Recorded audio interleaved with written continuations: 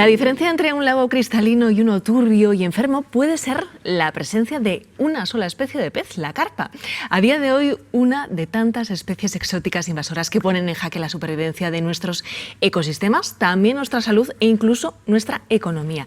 De ello viene a hablarnos hoy nuestro biólogo y divulgador científico Ricardo Moure. Ricardo, ¿cómo estás? Muy buenas, pues tratando otro temazo de naturaleza, las especies exóticas invasoras. Que es algo que nos debería de preocupar mucho. Sí, porque, sí. ¿qué causa? Pues mira, esto? hay un montón de causas de entrada de especies exóticas invasoras. Hay algunas que son difíciles de evitar o complicadas. Por ejemplo, el comercio internacional. Mismamente, el comercio por esos grandes barcos con cargamentos, pues por ejemplo el agua de lastre, que cogen agua en un continente y a veces la sueltan en otro. Pero también, por ejemplo, al transportar las mercancías. Y un ejemplo muy típico es un insecto que yo creo que ya todos conocemos, que es la avispa asiática, sí. La Vespa velutina, que está instaladísima en nuestro país y que destroza colmenas porque para intentar robar las larvas mata a casi todos los obreros que salen a defender la pobre colmena. Y esta especie se cree que entró en cargamentos, pues, puede ser de plantas ornamentales o de cerámica que llegaban desde Asia, porque las avispas asiáticas, las reinas, después de copular con los machos y se quedan embarazadas, hibernan, es como se echan la siesta, ¿no?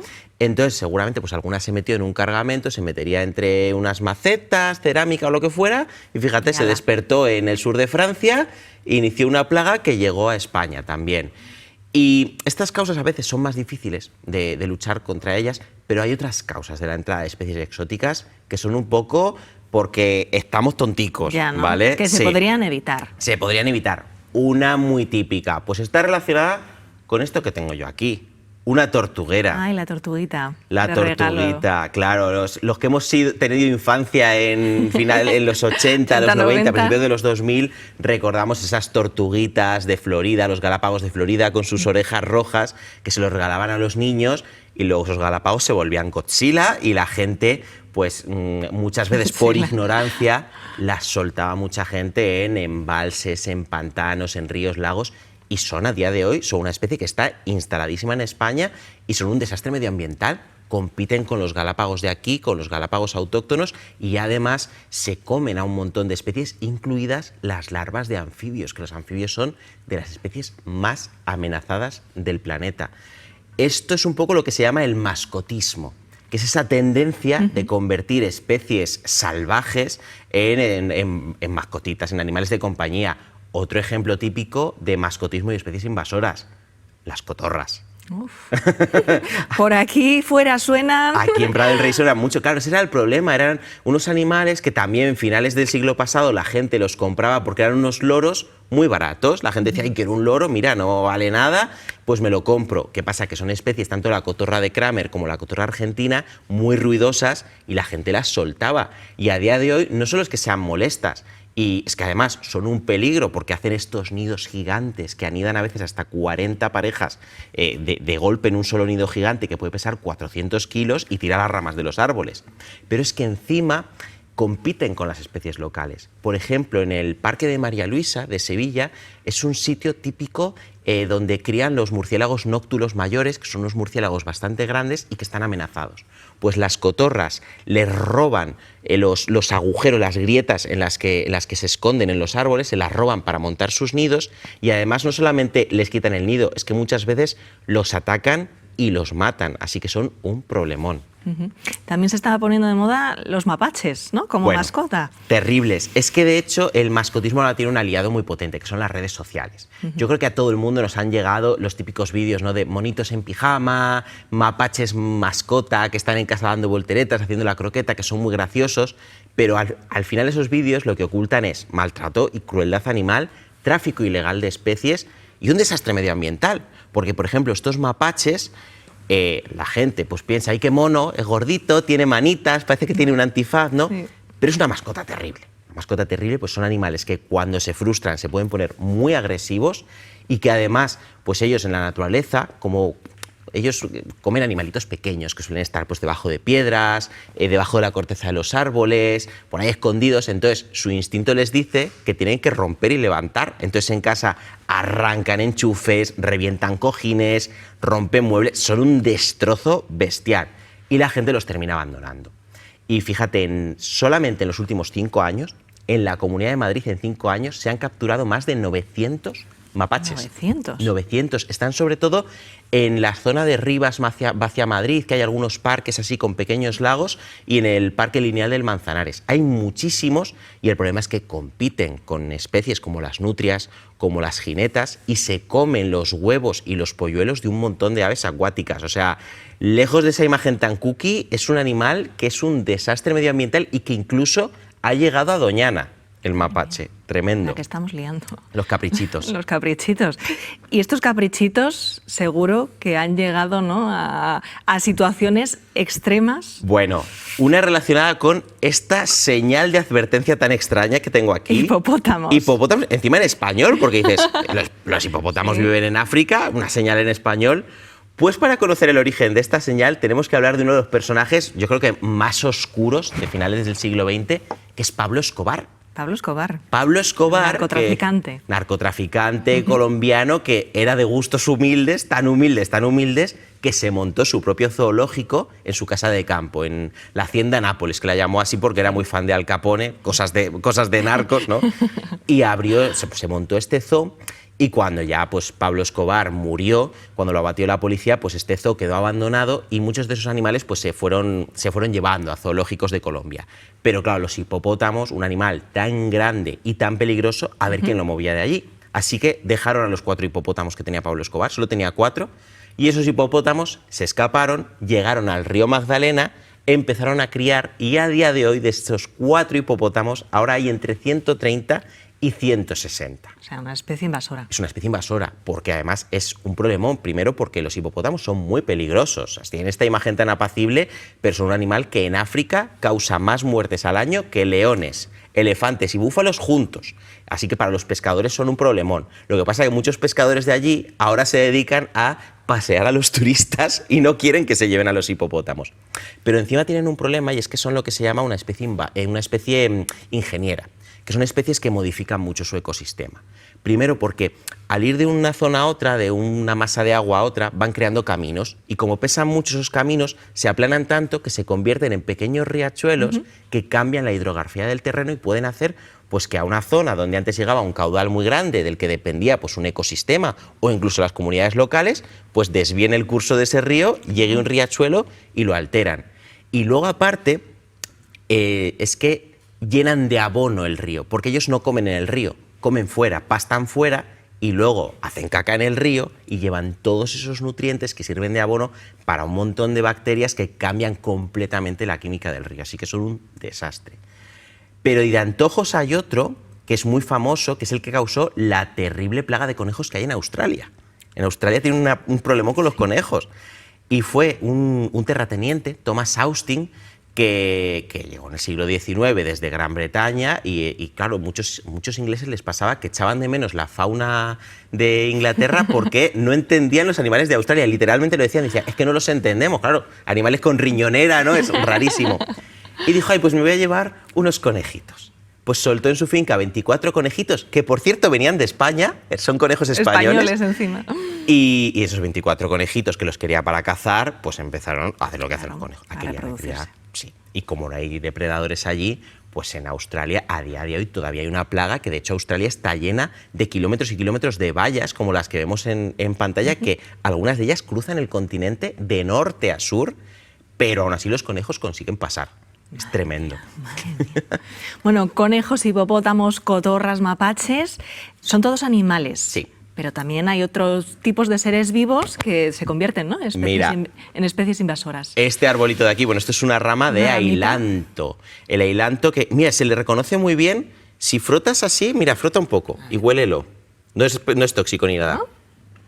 Uy. A mí me huele como a quicos, como a maicito. Sí, es un olor fuerte, sí. Es muy característico para reconocerlo. Este árbol es muy típico de descampados, de catenarias del tren, al lado de las vías del tren hay mucho, y es una especie invasora que procede de Asia y que el problema es que pues, compite por el espacio y por la luz con las especies de aquí y se reproduce a toda velocidad.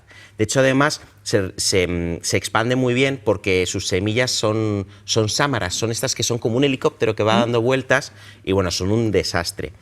Pero una de las peores especies invasoras que tenemos en España y que no es ni planta ni animal, es un hongo.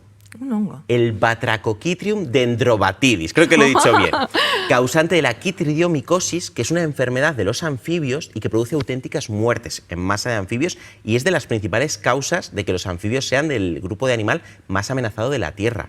Es un hongo que parasita su piel y los anfibios parte del oxígeno que obtienen parte de la respiración la realizan por la piel, hacen respiración cutánea. Entonces este hongo termina debilitándolos hasta que mueren. Y no se sabe del todo cuál es el origen exacto de este hongo, pero todo indica que proviene de África y que procede de la rana Xenopus laevis, que es una rana que se ha expandido por el mundo porque es la famosa rana del test de la rana, el antiguo test de embarazo. Sí. Además es una rana que se usa mucho en laboratorios y luego también una rana, el mascotismo, que se ha usado mucho en acuariofilia, mucha gente la ha tenido de mascota y la ha soltado. Y así la quitridiomicosis se ha esparcido por el mundo entero. De hecho, fíjate, hace unos años, en 2018, en el Parque del Montnegra, en Cataluña, hubo un brote bestial de quitridiomicosis que mató a un montón de tritones jaspeados, que es una especie local, porque alguien soltó unos tritones procedentes de Turquía que tenía como mascota en un acuario. Así que, por favor, que nadie suelte nada que tenga en un acuario, jamás. Claro, ¿no? Porque el resultado ya lo estamos viendo.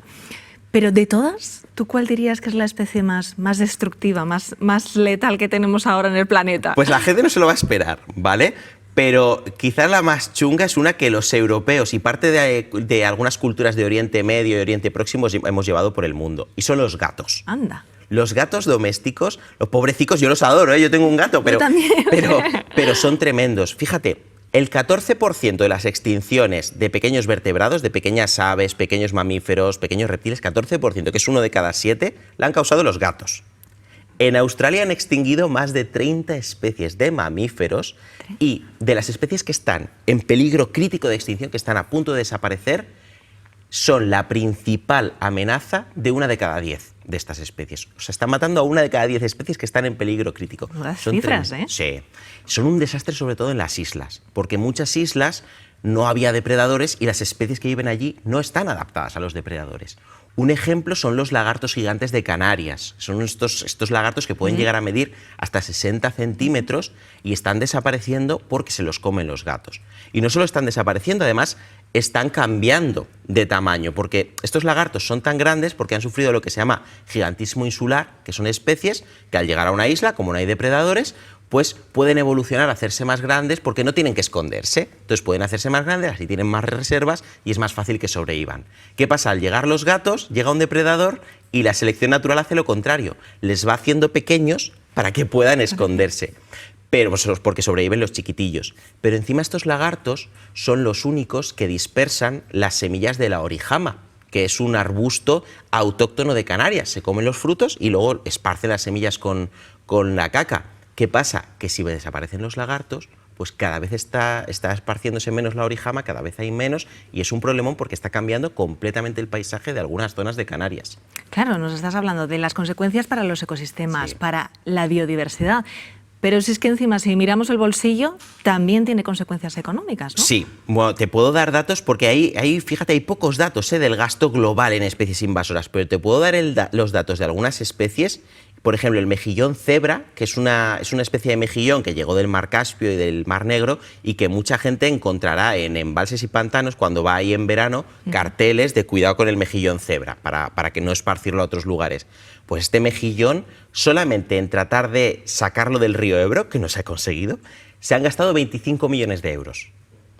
El caracol manzana, que es un caracol que llega del sudeste asiático también por culpa de la acuariofilia, se carga arrozales y se ha cargado más o menos arrozales por valor de más de 6 millones de euros.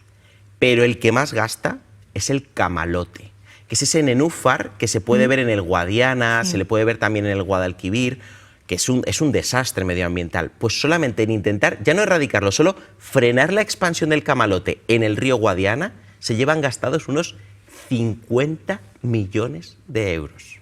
Qué barbaridad. Es flipante el gasto que suponen las especies invasoras. Qué barbaridad.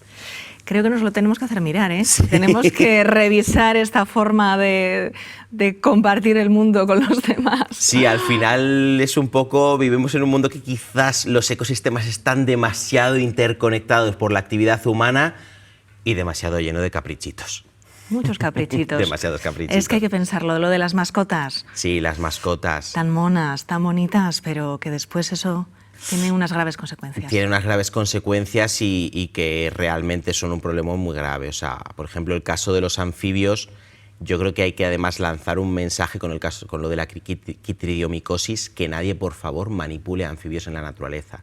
Es una cosa que todos hemos hecho de pequeños, ¿no? Pero un poco inconscientes, pero es un problemón porque mucha gente pues va de excursión, los toca uno ahí y lo vuelve a dejar en su sitio, se va a otra charca, coge a otro y al final lo que está haciendo es mover esporas del hongo de una masa de agua a otra. E incluso hay muchos lugares, cuando vamos de excursión, sobre todo lagos de alta montaña, que están vallados. Y están vallados precisamente para que no llegue la quitridiomicosis o para que no salga la quitridiomicosis. Mucha gente cuando va a excursión no respeta estas vallas o deja entrar a los perros a que se bañen, y esto es un problemón porque tiene consecuencias muy graves sobre la biodiversidad, sobre los anfibios, y que al final nos repercuten a nosotros, porque los anfibios son de los grandes reguladores de las poblaciones de insectos, entre ellas las larvas de mosquito, que luego nos afectan a nosotros. Todo se conecta. Todo se conecta. Ricardo, un placer. Muchísimas gracias por hacernos reflexionar hoy sobre este importante problema. Muchas gracias, gracias, Nos vemos en Mara. unos días. Nos vemos. Venga.